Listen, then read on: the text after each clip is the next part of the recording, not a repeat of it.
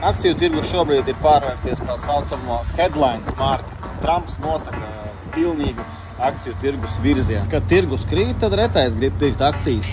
Bet tad, kad rallijs jau ir bijis pāris nedēļas, tad visi skrien pakaļ.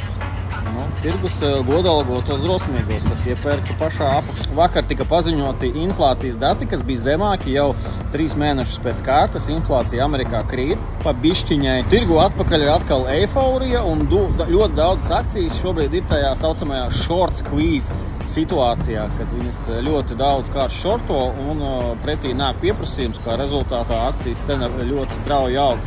Augšā redzami vairāk piemēri. Interesanti, kad Trumps pieņēma Katāras dāvināto lielo lidmašīnu, kur iekšā ir viss daudz ļoti no zelta.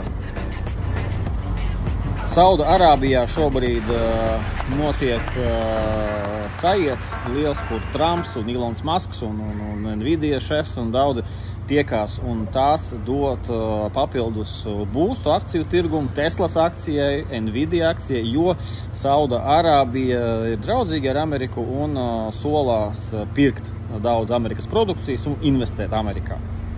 Trumps tur jūtās pilnīgi kā savā ādā, kā uz sarkanā paklāja, jo pats galvenais Sauda Arābijas karalis, jeb karaļa dēls, satika viņu lidostā, ko viņš nekad nedara. Interesanti, kad vakar S&P indeks un Nasdaq indeks skatās šo gadu, tad ir pozitīvs.